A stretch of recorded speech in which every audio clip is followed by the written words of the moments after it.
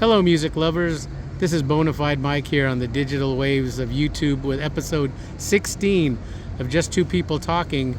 And today, my special guest is a singer, songwriter, performer who has performed for many years here and abroad. He's written some great music. He's got some really good albums. He is a true Renaissance man. Ladies and gentlemen, I would like to introduce you to Michael Martin. Thank you. Well, first of all, thank you for taking some of your time out of your schedule to speak with us. So I guess let's dive right into it. Let's start at the beginning. How did you develop an interest in music? Was it something you heard or something you saw? My family, I guess.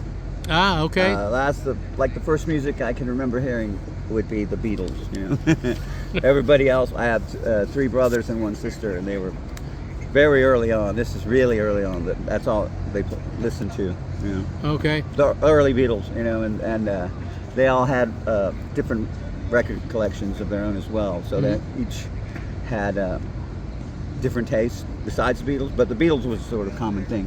But I guess just listening to, trying out all their records when I'd like be home from school or something. 45s and stuff like that. And they had my brothers had albums, but there was a stack of, you know, the Beatles and Rolling Stones singles, which is good. Good way to start, I think. Oh, that's awesome. So did you teach yourself guitar or did you take lessons? I had a brother who played guitar, and he, you know, sort of helped me along, but I played the violin when I was a kid. So, okay. That's cool. So that got me sort of, kind of, I mean, still trying to figure it out, but trying to figure out what happens when you put, you know, when you do this with that or whatever, you know, and that helped a lot. I wasn't very good on the violin, but as soon as I picked up the guitar, I really forgot about the violin pretty much. Do you do other instruments as well as the guitar? Well, I play mandolin now, which is the same tuning as a violin. But when I did a 4 years just about with Tom Russell, who's a singer-songwriter. In the early 2000, mid 2000s, whatever, 6 or something. I played the guitar and the mandolin with him, so that kit. You know, I sort of dabbled in the mandolin, but I did half the show on the mandolin, so I love it. I don't play it. Well, I'm not playing it today, but you know. Okay. So what was the first band you were in when you decided to start playing music and says, okay, I want to start forming a band. Let's get this ball rolling. It was a band called Mickey Freed, which was on my high school band, and the only really difference between this and that is that we changed the name to the Infidels in the 19 whatever's, you know, 80 whatever, you know. But otherwise, it's still the same band pretty much as far as I can. It's not the same guys, but the Infidels have continuation of that band. Do you remember the first song you ever wrote?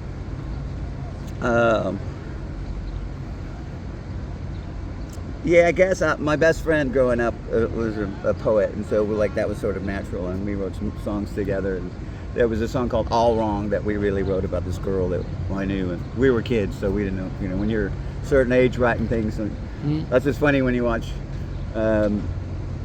like little guys that are this tall playing blues, you know, really cool ass blues guitar, but you know they don't really know what the heck. I mean, when they come to the singing, you know, it takes a while. I mean, it really does take a while to figure out. So were you the one that formed the Infidels, or was it a group effort?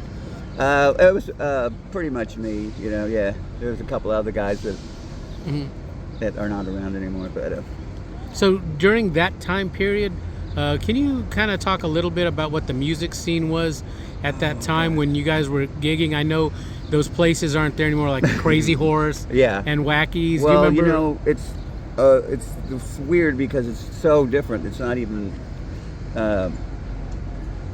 I mean, I can't say it's really different. It's like it's not even a music scene to me. You know, like I think back then it was there were a few bands around playing, and a lot of places to play, and I guess that was back when Taco Land was really going. Taco Land, and we started out at a place called Los Padrinos. Oh, I remember that place. And over there on West Avenue, I think. Yeah, and so the weird thing is that it was really happening, you know, and that was, I don't really know how many bands. Well, there's not that many that are still playing, but you know, a few. But I don't know if we would have kept playing if it wasn't something that we could do on a weekly, you know. on a permanent basis, because now it's like, oh well, we got to figure out which venue out of 3 to pick from. I don't know. It's like the COVID thing it really changed the music scene. Oh, for sure. To where it changed the world, everything. Yes, and the thing is like, I don't know about elsewhere, but in San Antonio, it was sort of the last time, right before that happened, was the last time that we played club gigs, and after that it became, venues, they somehow decided to, you should start your rock and roll show at 6:30 p.m., and I still am not used to it, I know, that's weird. And then you're out of there by 10, whatever, and then you get out of there. We've had places that they took our gear outside of the place, because we were out early enough. I know I saw a small clip too on YouTube about you guys did a show with the Lords of the New Church. Oh yeah, we did. Did you get to meet Steve Baders or talk to him? No, yeah, they were really nice guys. It was weird. Do you have any stories about that guy? I mean, it was tragic what happened to him. That was. Was that here? That was at Rockies. Oh, okay. I forgot about that place. And we had been doing some shows at Los Padrinos where we had Frank Puglisi would sing with us. He was with the Sons of Hercules, and he was the lead singer then. And so that was more like we were playing a little, harder stuff. But they were really, I don't, nothing in particular, but he's a really friendly guy, and they threw us all out, but they had to have what they called their prayer meeting before they got to play, right? So you guys got to get out of here. I remember the guitars were all on their stands, and they were terrible. They were like, the strings were like, oh, okay, just hadn't been cleaned in years or something. But that, wow. I loved it. I mean, I was, that was a good time. I really liked that. I bet it was. And I saw recently, I know that at that Tommy Price memorial that they had, that you were there with Patricia Vaughn, I believe. Yeah. And you guys, Well, our drummer was close friends of his, and Matthew, and he worked with him a lot. And I was asked sort of the last minute to do it, and we played one of his songs. That was sad. Yeah, and I didn't really. I'm kind of, disappointed I didn't get to spend that much time around him. And I heard he really liked playing rock and roll, just basic rock and roll. Oh yeah, he played with a lot of iconic albums, actually. Yeah, and he was also he wanted to play with some people in town that and he couldn't. Well, I mean, this was just. This came to me, from Matthew, but that he was really dying to play some rock and roll, basic, because he did some stuff with Robert Gordon. Oh wow! Okay. And what's the guitar player? The British guy. He was just rock and roll. Not Dave Edmunds, but there's another guy. I don't know, but he was. It was like rock and roll, and I was like, man, that would have been fun, because he was hoping that there were more people that played 3-chord rock, and people don't do that anymore around. No. They just don't give a shit. I don't know, but it's like to me, it's the way that the world has changed. It's funny how you can gauge it. Like we used to play 3-chord rockers and 4 on the floor. And people, you could tell that everybody somehow had it in their. It was in their DNA somehow, because everybody would start. And now it's like, this old music. You know what I mean? Yeah, I know. And I'd asked some other people that I interviewed about what their take was on AI, just taking control of that. And most people are just. They didn't really care for that because it's not real. No, it's not a real. Yeah. It's not real people playing real instruments in a room, writing songs, being creative. It's just samples, loops, tapes, and so it's very generic, very cold. Yeah, and it's funny. I listened to Buddy Holly singing "Watching the Wheels." AI, so it was interesting for a few seconds, but then I thought, it's just bullshit, really. And now, if you look at the videos, or if you even look on Facebook, AI has it's everywhere.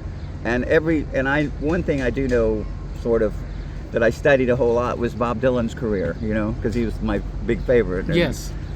every day there are new things out, on posts out that talking about how he did this with that person, and almost, I would say probably 99, almost all of them are not true, you know, never happened, you know. Oh no. But you get people that don't know that, you know, they're going to get the wrong thing. Pretty soon the real stories are going to be gone, you know, like, hey, I'm not really, I don't care for that at all, really. So with that being said, what would you say is the Michael Martin sound? What do you identify? What is your sound? Well, it's pretty, you know, people ask me, and I don't know what to say other than it's like folk rock kind of sound, because that's the stuff that I loved when I was a kid, you know. Mm-hmm. Still playing it, so, you know, I just can't find, you know, I'm like, being an old guy, I'm like even the older guys who would say, oh, kids today or whatever they're listening to, but I can't listen to music very much, you know, like with new music, or, you know. Okay, that makes perfect sense.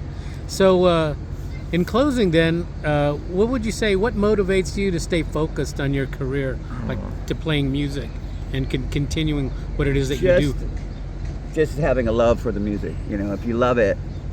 I mean, I think that people that can do without doing it, they don't, you know, they should probably just not do it. You know what I mean? I can't help it, really, you know.